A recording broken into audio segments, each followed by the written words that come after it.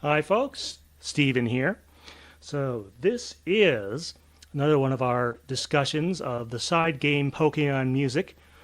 Tonight, we're going to be doing our discussion of the music of Pokemon Quest. Now, if you've forgotten this game, I don't totally blame it on you. This was the first original Switch game. There was a port of Pokken Tournament that came out in 2017, but this came out in 2018 and was the first original Pokemon game on the Nintendo Switch.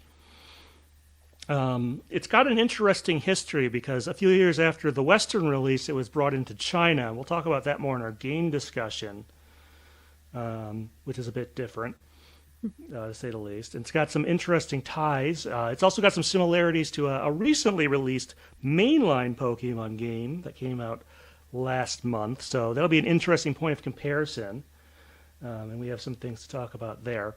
I'll go over my stuff recently. First off, last weekend, you should have seen that I put up an interview with the winner of the Smash Brothers tournament at Twin Cities Con in Minneapolis, Minnesota. I have another interview that will hopefully be going up Thanksgiving weekend or maybe a little bit after that. I hadn't totally figured that one out. I've gotten through a good chunk of editing it in terms of cleaning it up and stuff, but there's still a little ways to go there. But that is coming along, and shouldn't be too long before you get to that. Let's see. As far as the next episode of the podcast, hopefully that's in the next week or two. I do have you'll have the stuff from Twin Cities Con, as well as our discussion of Super Mystery Dungeon. Still to date, the last original Pokemon Mystery Dungeon game. And why don't you tell the folks at home where you're at? Yeah, so Pikapi Podcast is, we got a bunch of not a bunch. We've got a few new episodes up as I prepare for the next episode, which is going to be the two-parter of Gaining Ground On and Scuffle of Legends and preparing to meet Champion Lance again and watch Ash pop off on Team Magma. Always a crowd pleaser. Yeah, I'm also working on a new print for the Patreon for the Who's That Pokemon, and then the rest of the time I'm out here trying to become a caricature artist at Disney World. So here we go. Yep. As you may have remembered from last time, and over the summer she moved places, so she's no longer in Utah. Or Canada. Or Canada for that matter. But she's doing some stuff there. In Central Florida, so that's good to hear. Come find me in the tall grass. There's a lot of it out there. Having been, I do hope to get. I'm sure Orlando is trying to get at some point in the future the Pokemon World Championships there again. That would be fun. I'm sure it's on their list there.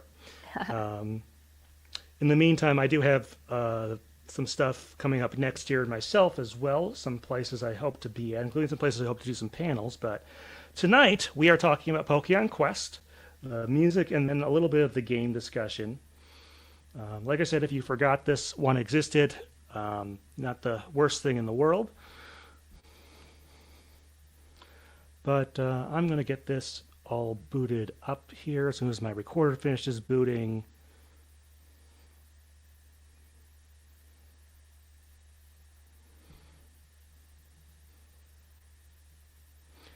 Okay. Yeah.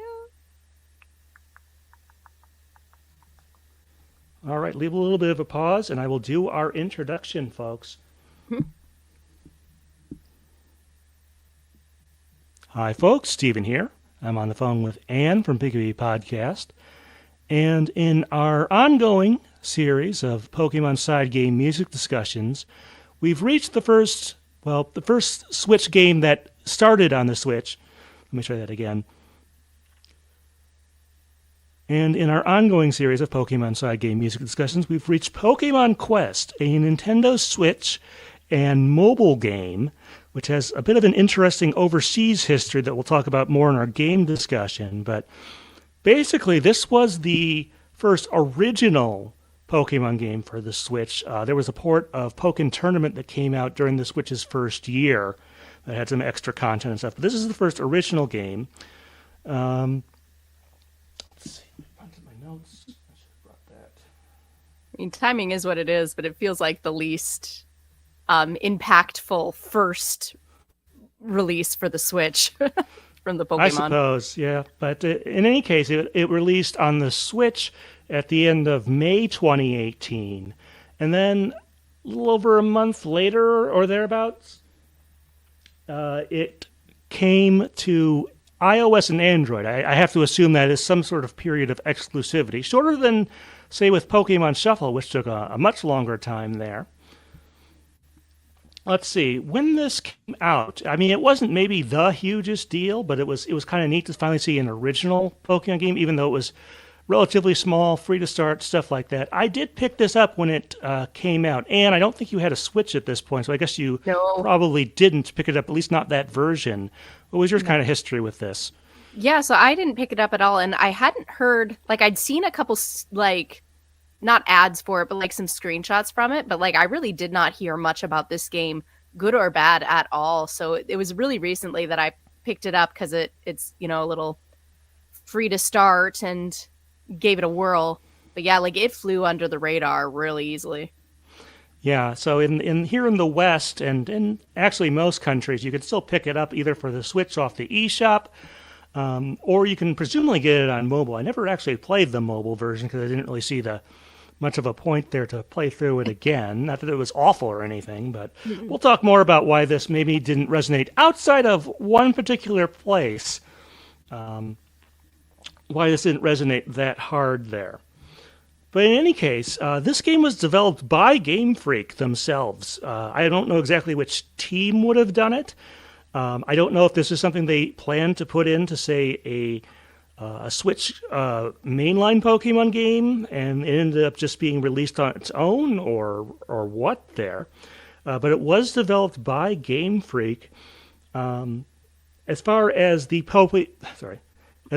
people who were involved with composing and implementing the music, it's a little bit interesting. If you take a look at their credits, you will see some of their other Game Freak games mentioned, like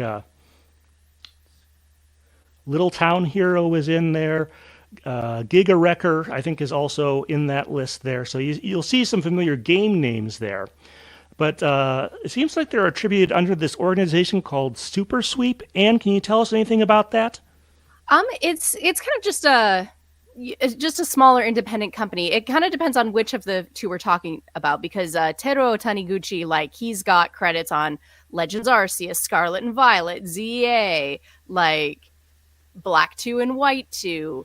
But yeah, what's Eguchi Takahiro, like, is with Super Sweep, and yeah, he's definitely the one from whom all the chiptune that we'll talk about in a bit, that's his influence. So he kind of freelances as well. Like, he does a lot of solo albums as well. He's also done some work with Vocaloid. But Super Sweep seems to be a small company doing video game composition music. And a lot of smaller titles usually, but as I say, they got a Pokemon game, so they got some connections out there. Yeah, we're recording this going back to Legends ZA about a month after that game came out, and one or two of the folks here have some sort of involvement there. Let's go through a few of them. Let's see. So one of them is Shinji Hosoe, who seems to have the longest back catalog of work, which includes stuff like Custom Robo, Ridge Racer, and they seem to have some sort of credit on Legends ZA. Anything you want to mention about this one, Anne? Yeah, he's definitely the oldest of the four. So, yeah, obviously he would have the longest body of work. Yeah, and then there's Teruo, who I think we mentioned, Little Town Hero, Black and White 2. Anne, I think you're about to correct me there. No, I was just agreeing. Yeah, he's the one I was talking about I got earlier. it close for once. Thank goodness. Oh, no worries. Yeah. Then we got Takahiro Iguchi and Fumihisa Tanaka. Now, that's not related to Hirokazu Tanaka. It's just a very common last name, right? Yeah, he's his own person. All right, just checking there. I did want to mention Takahiro did work on a game that I am quite familiar with. That is Game Center CX3. Now, Game Center CX is an ongoing TV show in Japan, hosted by this guy named Arino, whose every episode, his goal is to beat like some classic video game in usually one day of work, depending on the game type and stuff. And they have other segments as well. But they've had 3 games based on there. Only one of which was localized into English as Retro Game Challenge for the original DS. There was a sequel to that game on the DS, and then on the 3DS they made this game. And the music in that game, I don't remember a ton of it, but I know it was well made and good and stuff there. So pleased to see that name again. Of course, that being Game Center CX3 was a 3DS game, so I got it back when I was in Japan in 2014 when I got my Japanese 3DS as well, since that system was region locked. So that was neat seeing that one on there. But yeah, you see some Tetris 99 some of these folks worked on as well. So definitely in the neighborhood, and definitely not the only Game Freak title that they worked on. Mm-hmm. As far as an overall style for this game, there are a couple exceptions, some of which we have picked out. But this is mostly an electronic soundtrack. Very much tries to sound, well, it probably has more instruments and whatnot than most retro consoles could push out in the 8 and 16-bit days. But it's definitely going for that type of electronic style for most of the tracks. There are a couple of exceptions, which we'll come into. Anne, do you think that's a fair statement? Yeah, you can really see Hosoi and Eguchi, like, their influence on this project a lot. Like Teruo Taniguchi, like, the Black 2, White 2 soundtrack, for example, sounds very typical Pokemon fare. This is something very different, and it's going for a vision. Although there are a couple Pokemon jingles, notably the Caught a Pokemon and Evolved a Pokemon jingles are both in there. So it's not completely divorced from the overall series. But speaking of tracks, we each picked out 3 like we usually do. They're not quite going to be in gameplay order just because we want to make sure no one ever has 3 in a row. Let's see, I picked out the title screen theme, the base camp theme, and then Happenstance Island Forest. Anne, what were your picks? I picked the Gloomy Grove, the Hushed Highlands, and the Staff Roll. Yeah, so it should be a good set there. Now, we will be starting off with the first thing you hear, which is one of my picks, the title screen theme. And this is one of the outliers, definitely, in terms of the soundtrack. You can tell it's not a live orchestra, but it's definitely going for a much more orchestral feel to it. It's got a very kind of triumphant start there, and then it's kind of an off to adventure as it's showing you basically the main island where this game takes place. So it's a very different start. But I felt it really, sets the mood at least, or at least grabs your attention, which a good title screen theme should do. And what were your observations on this one? Yeah, I thought it was an interesting choice because it does sound like it is, as you say, off to adventure. Ba, ba, ba. And like it feels kind of orchestrally. It feels very what we're used to hearing from a Pokemon title screen, and it gets your attention. It kind of gets you revved up and everything. But compared with the rest of the tracks, I thought it was an odd choice because immediately I started listening to the other tracks and I was like, oh, this is very different. So one of these things is not like the other. So like I don't hate it. I just am questioning, I guess, the logic behind this particular choice. Yeah, I mean, it's more different than, say, when we covered Pokemon Picross a while back. And the title screen there is one of probably the few ones that has a Pokemon tie there. And that one is more compositionally in line with the rest of that one. This one, I mean, it is similar instruments. When you hear instruments in other tracks that are trying to sound like real instruments, they do sound like this. So it's not a complete departure, but it is kind of its own thing. All right, well, there's a number of, basically, the game is segmented into about 11 or 12 or so, however many different groups of levels.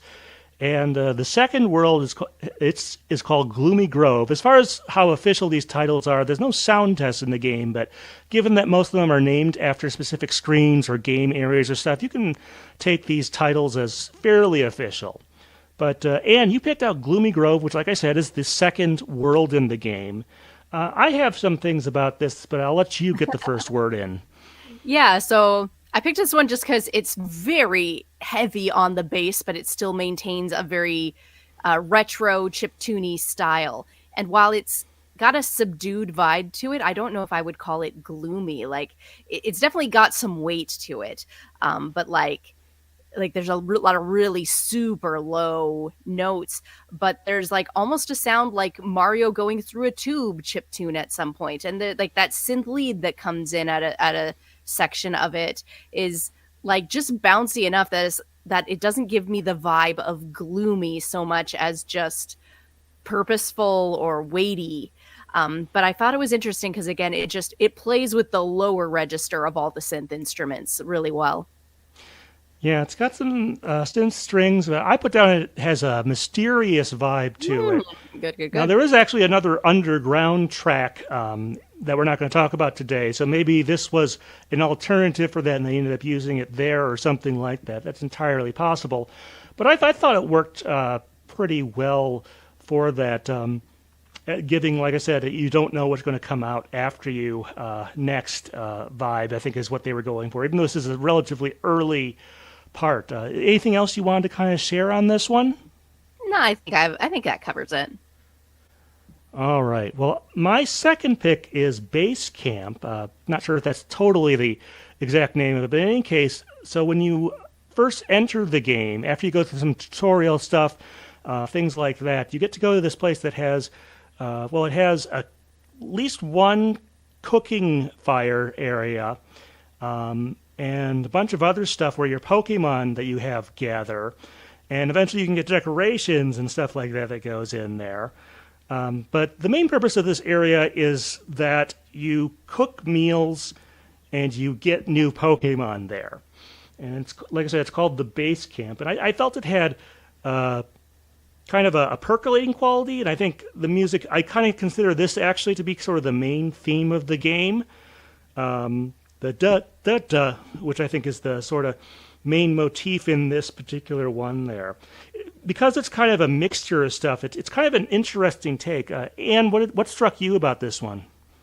That's kind of an interesting point, like the main theme of the game. I would go with that. It has like a very cool and sweet quality to it, like a little bit of refreshing quality. There's like this echo on some of those delicate synth bell notes that is just peak, like it's just got the right amount of reverb and echo to it to make it just really hit everything I want out of delicate high chiptune noises that make my dopamine go. And I think the percolating quality goes well with the cooking mechanic. This is another Pokemon game with a cooking mechanic where you gather ingredients as you play about the game and sort of combine those. We may talk about that mechanic more in our game discussion. But let's move on to another area of the game. This is the Hushed Highlands. It's always interesting when a track name has the word hushed or silent or something like that, but it's an actual music track. And this is your second pick. So what kind of got your attention with this tune? Yeah, so this tune has a couple different sections that it kind of different motifs it plays with.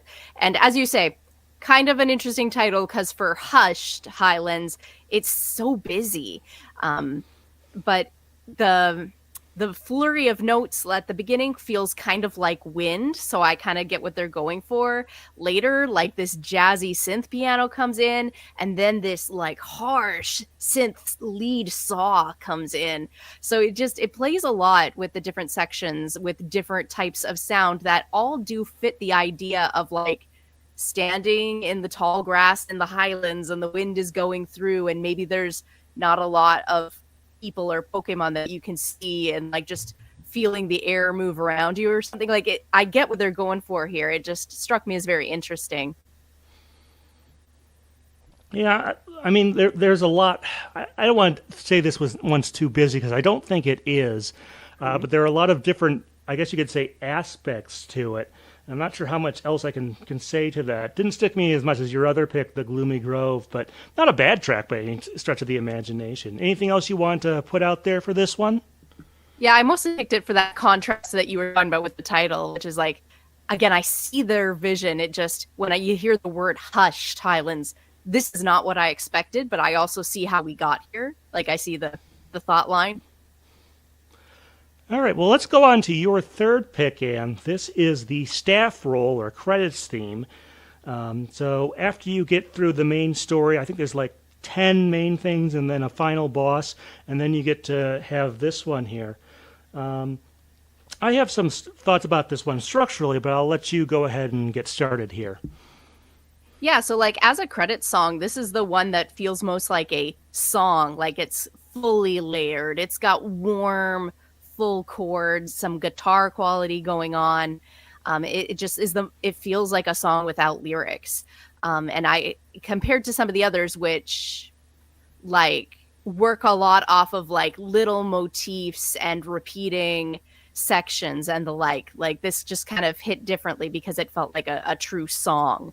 And just had that little bit difference in its composition and like fully fleshing out the middle, not just the bass line, the synth pad, the lead notes on top. Like this had like just a real counterpoint and fully fleshed out sections. Yeah, it feels so warm too. Yeah, I mean, going back to what I said about structurally, I mean, there's a definite building quality to this one. Where there's sort of an initial section and then, maybe a minute or two in, it gets to sort of this B section that is very melodic. Although I have to say, I disagree with you a little bit on the idea that this is the only one that sounds like maybe it could have been a vocal song. I felt like some of the other tracks in this game felt kind of like they could have been either like anime intro themes if they had words, or perhaps a character song of some sort. Seemed like it. I'll have another comparison when we get to the wrap up in a little bit on this one. But I'm gonna have to disagree with you a little bit. But anything else you wanted to say about this? No, I'm excited to hear which ones you're talking about. I'll have to go back and give them a listen. All right. Well, let's go on to my third pick, which is Happenstance Island Forest. So Happenstance Island is this post-game area that is completely random every time you play it. There are different like stage levels to it, but what you're going to get when you get into it, other than like the final boss stage, is randomly determined each time. And there's like 4 or 5 different environments it can take the form of. And this is the forest one. First off, we have some woodwinds on it, was one of the things I absolutely noticed about this. And there's a bit of a falling leaves quality to some of the instruments there. A little different than ochre in Hey You Pikachu that we talked about a long time ago. But it does sort of capture that. And sort of the summary phrase that came up with was high and low. And I don't mean it's constantly falling down, but it actually means that there are like high parts and low parts that sort of set up the different levels of the forest. And any of that, do you have any similar observations, different ones? How did that appear to you? That all, is kind of resonating with what I thought. Like, there's also like this really crunchy, almost industrial quality to one of the synths. That's just a beautiful crackle to it. It's just perfect, and it gives off a very mysterious forest vibes, like a very Fushigidane could live here kind of a thing. A very Bulbasaur mysteriousness. Yeah, so it nails that, and I do have to kind of to mention that they could have, for this Happenstance Island world, they could very easily have just reused themes from the main series since all of these ecosystems are also present there. But they actually did create, like I said, 4 or 5 new tracks, or separate tracks at least, for this part of the game. So I do have to give them some credit for the variety there. As far as we should talk about the sound effects and stuff. There's no voice in this. We have the little Pokemon cries are definitely in there. And the moves all have sound effects on them, which is kind of interesting. But I'm not sure there's a ton. And I did mention that they have the jingles for catching a Pokemon as well as evolving a Pokemon are both in there from the main series game. So if you're looking for something carried over, that's definitely in there. Overall, though, the other category that I lumped some of these songs into, just to give a real opinion, I like this soundtrack. It's hardly bad. It's probably a bit above average. But I felt like some of these tracks were honestly sounded like they came from a somewhat like a post-2000 Sonic the Hedgehog game.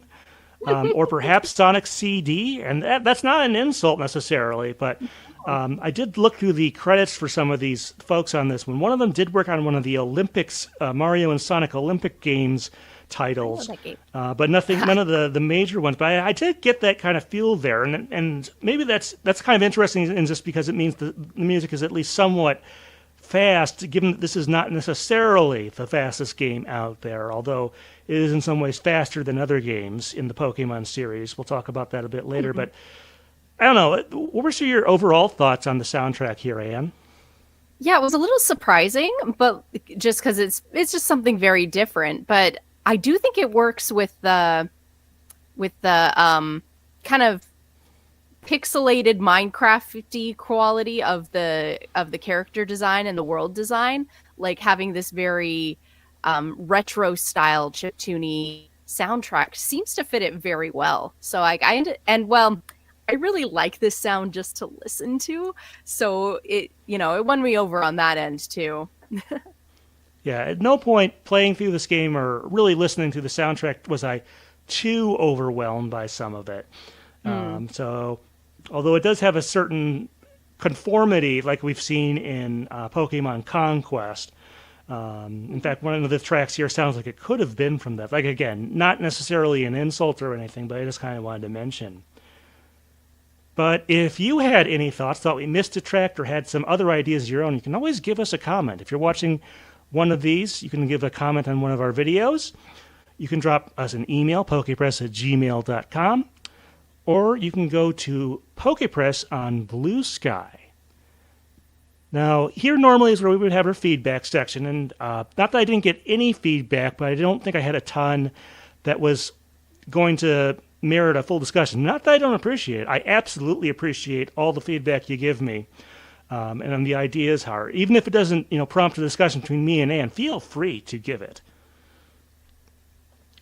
But we're going to do a discussion topic for this part of the episode, and since we're recording this about a month or so after Legend ZA came out, we're actually after the main game but before the DLC comes out, so we're sort of sandwiched in there if you're curious when we recorded this.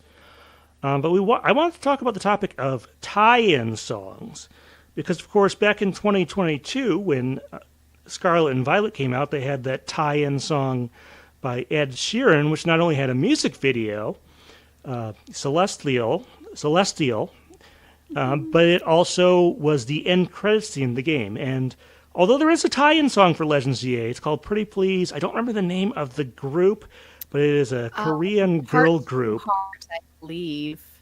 What was it? Heart to Heart, I believe. Yes, now that reminds me. Yes, yet another Pokemon musical act with the number 2 in it. But in any case, so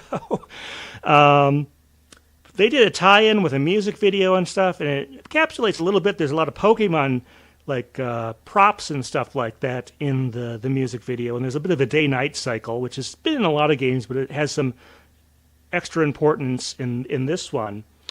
But it's not the end credits song, and it's not anywhere in the game, at least that I've found yet. And who knows, maybe with the DLC.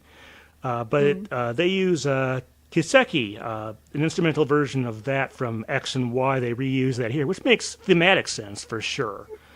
What I wanted to kind of talk about here is sort of, does having a tie-in song, where should that fit in, stuff like that. And just was just kind of curious because, people were kind of expecting, well, maybe we do have an end credit song or something like that. It seems like they did not go as hard here with Legends GA as they did with Celestial in Scarlet and Violet. First of all, Yeah. Anne, do you have any general thoughts before we get too far in about having these sort of tie-in songs? They're very common with anime projects, obviously, but Right. video games, it's even big ones. I mean, obviously, there's stuff like Jump Up Superstar from Mario Odyssey is probably the big one that a lot of folks remember in the last decade or so, at least on the Nintendo Mhm. side.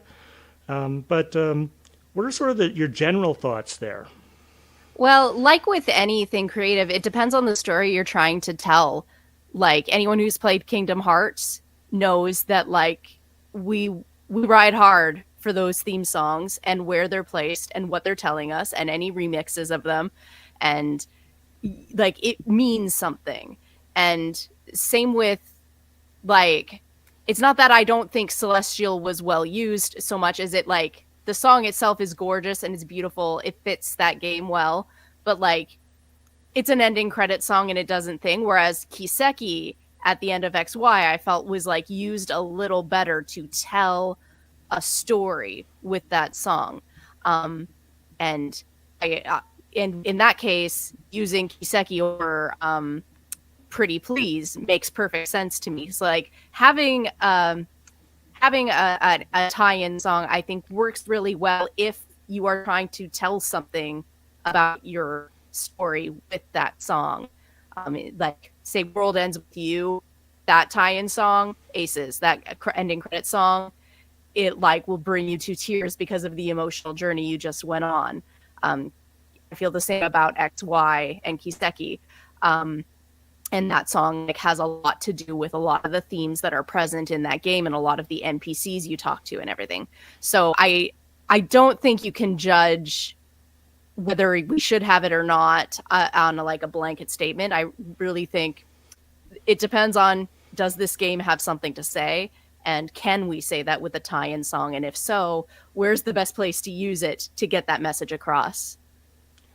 Yeah, because that's kind of interesting. Because with Celestial, of course, there's the song. We don't know exactly when it was commissioned. Ed Sheeran also did a tie-in the year before with Pokemon Go with one of his songs, Overpass Graffiti.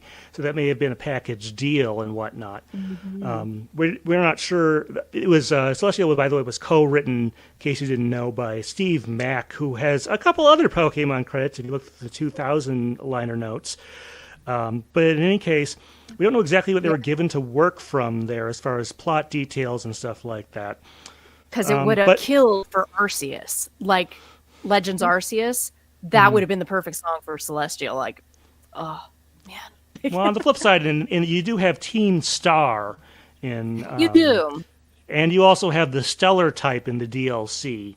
So it's not a complete, thematic stuff there. And whenever I hear things, don't look up when you're going down, I think about going into the Great Crater at the climax of the main story. Oh So, yeah, so perhaps that's some of what was meant. It would have been nice to have like after the game came out and people had a chance to play through it, would have been to have an article or something on that. But one sort of key difference between these two games is that Celestial is the end credits theme. There's the regular version of it is in the end credits of the main game, and then if you go through the entire DLC, there's a remix version that I think Toby Fox did at the end of the DLC when you finish that story. And in like I said, they did not do that with the GA. They do have the tie-in song. It has a music video, but it does not actually feature in the game. And that's kind of that could be a double-edged sword. I mean, I know some folks, especially if they weren't expecting it, were a little weirded out that all of a sudden an Ed Sheeran song plays at the end of Scarlet and Violet.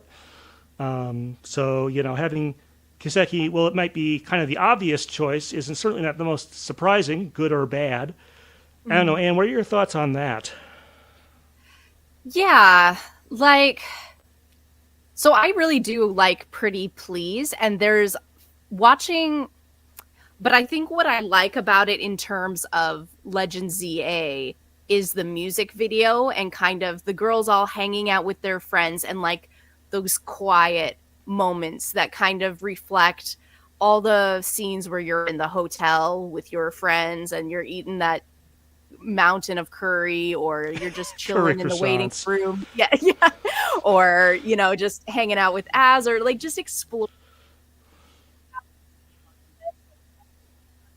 All those little quiet moments that, like, there were things that the music video at times provide that tied into a lot of things I've seen in my pocket, like gathering the things of the things that they're trying to say.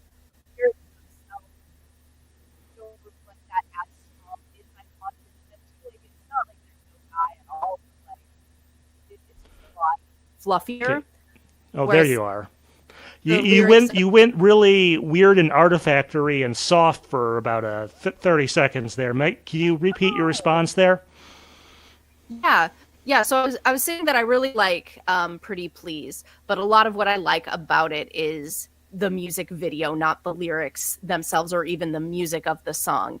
And it's not that the lyrics themselves do not tie into what I'm seeing on screen or tie into the what I'm seeing in as I play through ZA, like the characters I talk to, all the little NPCs, the side projects that all kind of make up the thesis of the Pokemon games as they tend to present what they're trying to say to us on a deeper level. The lyrics of Pretty Please are just a little bit fluffy for my liking, whereas Kiseki, I feel like, kind of states a lot more strongly the themes of gratitude and versus selfishness and giving versus taking that I'm seeing a lot in the character interactions I'm having in the game. So in that sense, like, I like Kiseki as the better choice. But it's hard because I do see a lot of potential in Pretty Please. And like, if they made it, why aren't they using it in the game? Like, so yeah. Yeah, they could have certainly put it somewhere else. Who knows, with the DLC or something, they'll stick it in there or something, or Right, yeah. whatever they decide to do. Obviously, there are additional licensing issues with that, but Yes. Pretty Please is not a bad song. I have to refresh myself to remember exactly what it sounds like. It's not bad by any stretch of the imagination. They're adorable. And there are lots of musicians who would very much like to be able to do a project like this as a tie-in for a major Pokemon video game like ZA or Scarlet and Violet or whatever is coming up next, Indeed. which we have some ideas about. But obviously, personally, I kept joking about this at the end of our streams after we finished recording. Is that since Dua Lipa did its Pokemon Sleep tie-in last year, if we hold that pattern of them getting to do a song for a game, since the Elemental Monkeys were coming back, I was really hoping for that cover of Don't Change, originally by NXS, but it does not. Maybe, who knows what they're doing for the 30th anniversary? You never know. But Wish on the Millennium Comet this will come true someday. well, you never know with these things. But in any case, but yeah, it's a whole consideration there about tie-ins and so on and so forth. Obviously, I would assume that, well, Ed Sheeran's been doing music longer than H2H has. They're a relatively new group. That whole collaboration was actually organized, if I remember correctly, by the Korean office of the Pokemon Company or Nintendo or something like that. So that's how that one actually came about, from a logistical. Somebody knew somebody, presumably. Nice. Not to say that they should have gotten like a French, whatever there. Although we do have some ideas in that vein, but we don't want to be here all day. But it'll be interesting to see what they do, like I said, the next time, if there is, for Pokemon 25. Like, I wouldn't call it a total flop, but it certainly was not the success they probably hoped for. Some of that was, of course, the 25th anniversary ran smack dab into the second year of the pandemic. So that messed up a lot of stuff logistically there that they probably wanted to do. So we'll see if they try it. They'll do something musical for the 30th. I don't know if they'll do something as big as 25 was. Yeah, we'll see how that all shakes out. But yeah, so if you have any thoughts on any of that, like I said, you can give us an email, pokepress@gmail.com, drop a comment on one of these videos, or look for Pokepress on Blue Sky. All right, well, that takes us to the end of the music discussion portion. And of course, as those of you who watch these regularly know, we announce our next game on there. Now, just to clarify, just like the Legends games, Let's Go Pikachu and Eevee is considered a main series game by Game Freak, and we use the same standard here. So we are not covering that in this series, although it may get mentioned at some point. So instead, our next side game is Pokemon Masters EX. This is another free-to-play game. This one is just on mobile. There's no Switch version of it. But this one is still going. It started in 2019, and it's still going 6+ years later. This one has an expansive soundtrack of stuff, original stuff based on things from the games. One of the Japanese anime themes was in there briefly as a short-term deal as part of some content where Ash Ketchum himself showed up. I have been looking forward to this one on the level of a mystery dungeon game for a while now.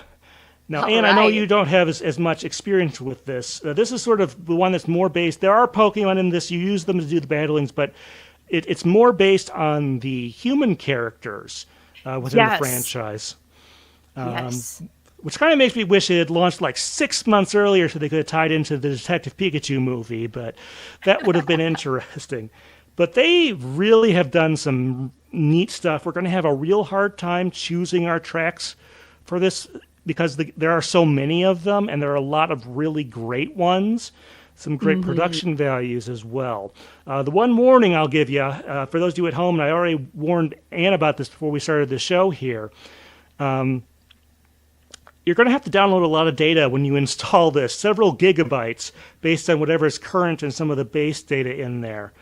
So make sure your app is up to date, and make sure to launch it so that you get all that data in there for all the different things. So fair warning, Anne. I assume you're looking forward to this. I am looking forward to this. I imagine we'll both have a lot to say. Oh, yeah. It is absolutely, musically speaking, fantastic, and I think we're going to have some interesting choices. But until then, Anne, thanks for being on. Thank you. This has been Stephen Reich. All right, folks, thanks. All right, so now we're going to eventually do a game discussion. I don't think I need to take... We got through that relatively quickly, all things considered. This is true. Not like I said, not that this was a bad game. Quest is not a bad game musically. No, I would listen to this, yeah. And some of them do stand out, but I don't know. It's just because the style is very similar, even more so than something like Conquest or even some of the 8 and 16-bit games in certain ways. It was hard to, come up with as many things to say. Not that it's a bad game musically or functionally. We'll talk about the functional portion in just a moment. But if we did miss a song, please do post that in there. All right, well, give a little pause and we'll do our game discussion. Let me make sure my notes are punched back up. Nice.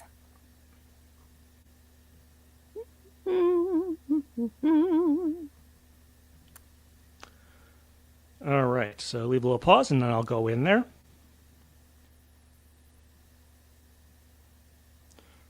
Okay, so now that we're through the music, we get to talk about Pokemon Quest as a game. Now, usually we go straight into some of the gameplay mechanics here, but I think with this one in particular, more so than most other Pokemon games, we got to kind of talk about the aesthetics of this one and everything being cubified in this game. The Pokemon, the landscapes, the well, I guess they're not balls, are they?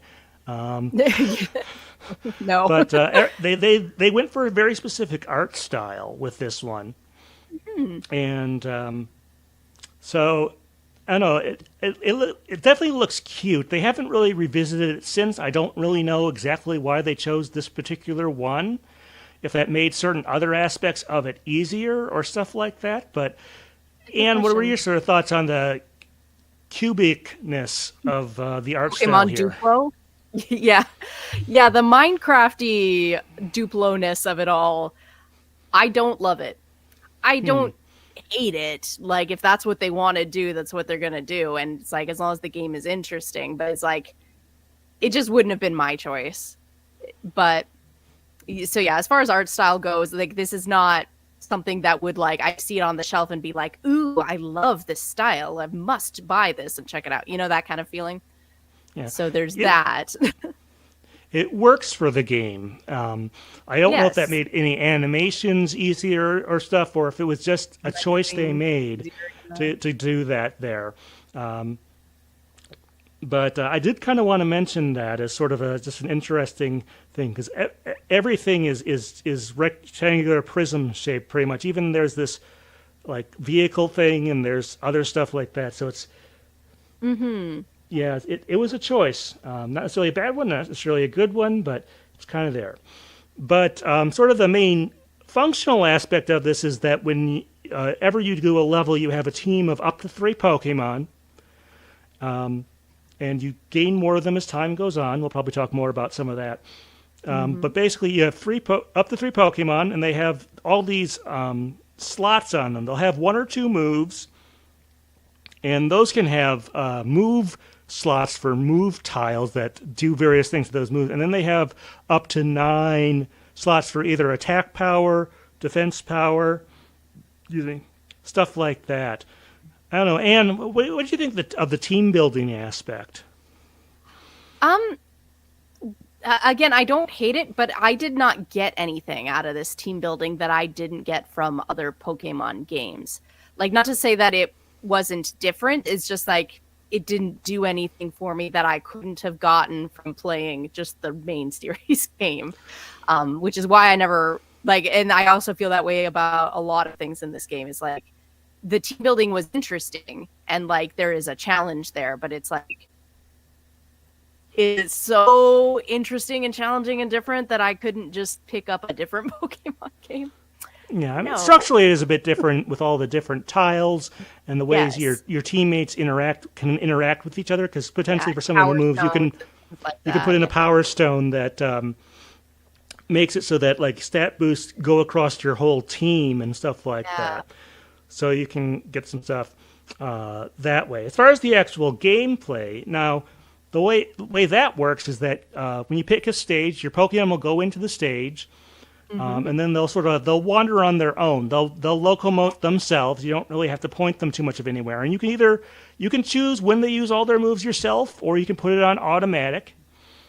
And what'll happen is they'll go through about like each stage has like 4 different groups of Pokemon they have to defeat, going from small ones and then ending up with some sort of larger enemy / boss encounter.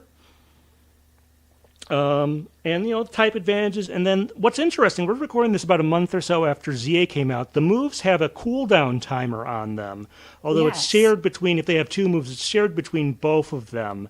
But there is a delay before you can attack again. And they also have, in addition to the named attacks, I believe they also do like a little attack every so often in between to do a little more damage based on their type and whatnot. But basically, yeah, your ability to control the Pokemon is somewhat limited. And so a lot of it is about team building, but you do get to see them go through there, which is kind of fun because, of course, all the landscapes are all cubic as well, and some of them can get destroyed by the Pokemon's moves, and you actually get to see the Pokemon's moves in cubic or rectangular prism form, which is kind of interesting, especially if you're trying to figure out, okay, so which attack is that there, based on the look and the sound and stuff. Yeah, I think like you can kind of tell why this was maybe also planned as a mobile game because the sort of limited interactivity kind of fits in there as well. Is that does all that bundle of things I just spat out make sense, Anne?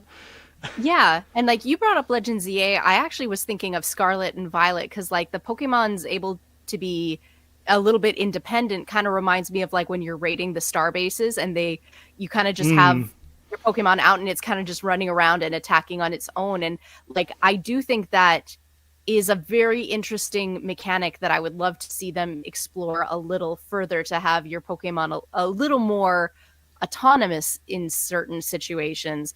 And then as you mentioned, sort of the cooldown factor, the slightly real-time aspect of some of these battles, which has kind of like come out in ZA.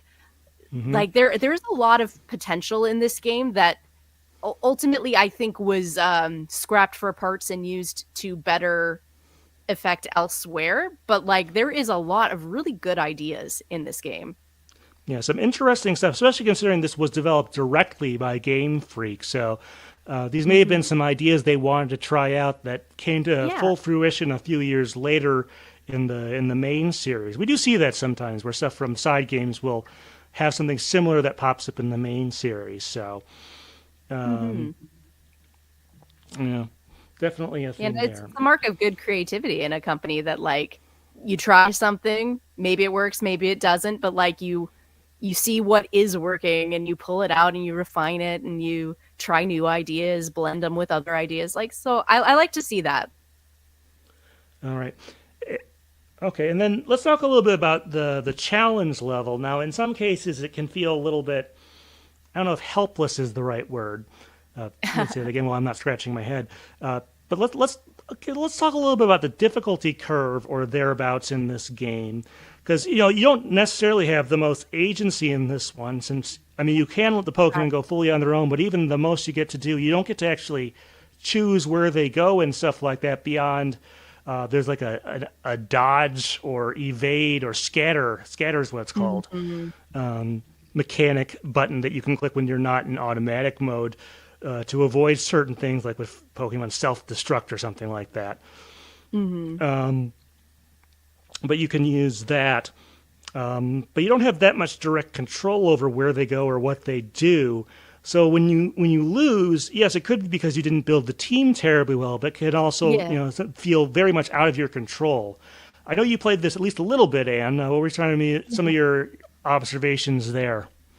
Yeah, so like there is a little bit of a challenge with the team building in that like it is a little bit of a satisfaction to like try and build a team, send them out and see what happens, and then refine it and be like, okay, send them out again. And that is something I would like to see explored further, because there are aspects to that I like, of like, again, letting the Pokemon be autonomous and do their thing, and you as the trainer have to like train them outside, build a good team together, figure out what's going to work and what's not, but ultimately you kind of just got to let them go, and then you do not get to choose the outcome, but you get to watch it play out a little. Like there is an interesting factor to that could be very interesting. I don't know if this was the vehicle for it, just because like it was not complex enough to truly be satisfying in the end, to truly not have the agency during the battle that I wanted to have. Like the team building aspect of it wasn't challenging enough and the stakes weren't high enough and all that for me to like really get a sense of satisfaction out of it. But to not have much agency at all over where the Pokemon go, like it just kind of felt somewhere in the middle, where it's like we have a really great potential for an idea here, but I'm not loving it a lot right now. I kind of get where you're going there. Now, I did complete the main game and got to almost the end of the Happenstance Island. The only thing I haven't beaten there is the final boss stage there, where you go through a series, 4 sets of bosses in the game there that you have to go through. And I have a few things to say about the difficulty curve in this game. So there's a couple Pokemon that are extraordinarily difficult to face as bosses. One of those is Snorlax. You'll fight one partway through the main quest, and that one you can kind of level your way over. But if you get one at the end at Happenstance Island, it is possible to beat with the right team. Because everything is totally random there, you don't know when it's going to happen.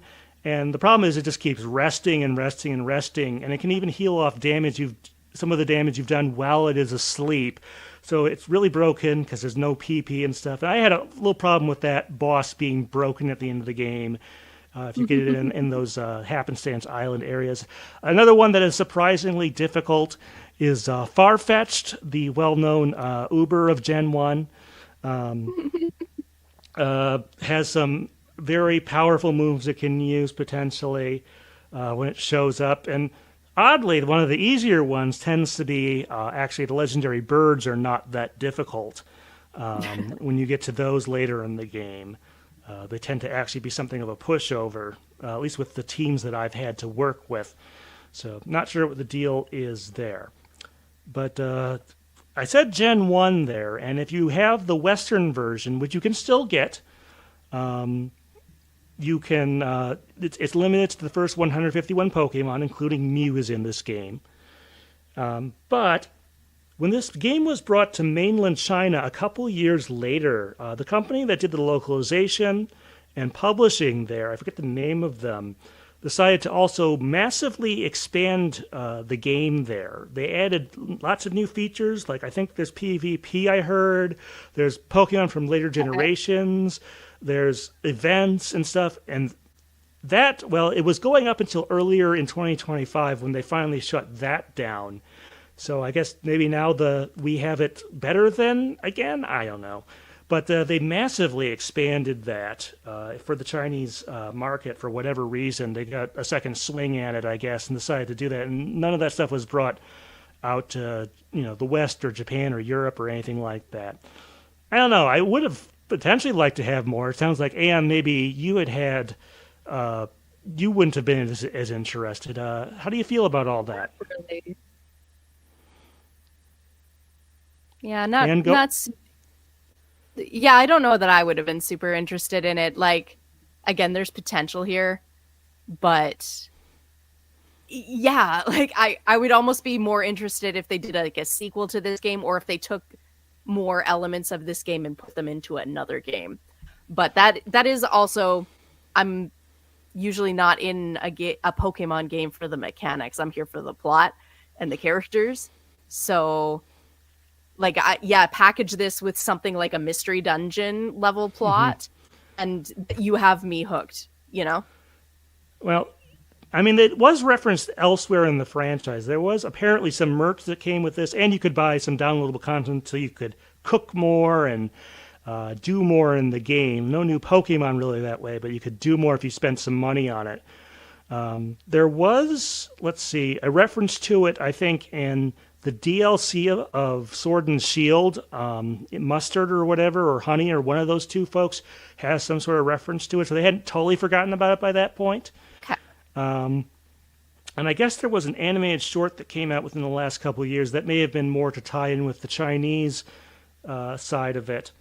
But yeah, obviously, I mean, I don't know too many people who were like totally bent out of shape and hated this thing. I think people who just weren't interested in it just didn't bother. So it's not like it's, didn't, and since it was a free to start game, it like wasn't a thing that people felt the need to really complain about. Maybe now it would be a lot more heavily criticized if it came out now, but given the current media climate in the franchise. But like I said, I don't feel it was a bad game, but I think it has, like I said, there's some things that certainly would have been improved with an expansion or a new edition.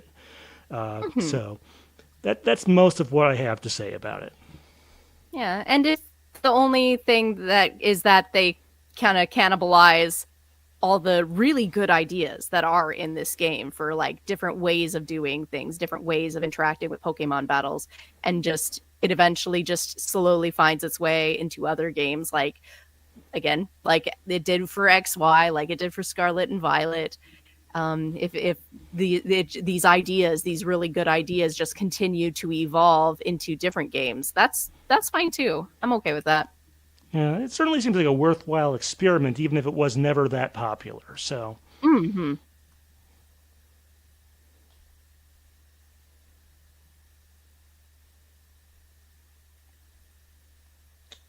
All right. Well, that should take care of the recording there. Want to thank everyone. If you're still watching this, great. Always appreciate anyone who can manage to stay to one of the ends of our things. But as far as stuff that's coming up, next interview on this channel should be the secondary one. It's with a electric guitar player that I met at Twin Cities Con, who did like a 1-hour concert of retro video game medleys and stuff like that. Fun. So that was an interesting one to run into. Still trying to get some stuff from some of the actual like guests of the convention, including the cookbook guy. So cross your fingers on that one. Yeah. It's called the Baking Guide, I think it is, not the Pokemon Cookbook, because that conjures something very different. I think I have that, the one by Maki Yoda, or whoever she is. I think I have that one. Yeah, this is something To different. make your It's all children very cute baked goods Pokemon. that are Pokemon shaped and themed and stuff like that. Yes. It was Fun. fun where he got to make one of the recipes during one of his panels there, which was kind of interesting. You can read about it in my write-up that I did a couple of weeks ago. But Anne, you're coming up to Scuffle of Legends. I think I know. Oh, yes. I don't know. Mostly what I've heard about that is that people were a little underwhelmed by it, but maybe you have a different take. There's a lot to be underwhelmed, but there's also a lot of good. Salty Ash of like Indigo League is fully present, and he is just ready to like F the police and speak truth to power. And I love that side of him sometimes. Gotcha there. Well, we'll see how that one turns out there. But yeah, so our next discussion, hopefully maybe next month or January. I do hope to get it done sooner rather than later. Pokemon Masters. Well, it was really Pokemon Masters. Now it's Pokemon Masters EX. I'm guessing Pokemon Masters, maybe for SEO reasons, that wasn't doing it for them because it's such a kind of a generic phrase. And having the EX at the end helped with that. But the music is 110% worth talking about. We will definitely find selections in there. Whoever like DENA, whoever they hired for that did a really, really good job there. And we'll also talk, just like we did today, we'll talk about the gameplay mechanics and stuff like that. So that should be interesting. Mm-hmm. All right. Well, thanks everyone for coming. See you around. See you all.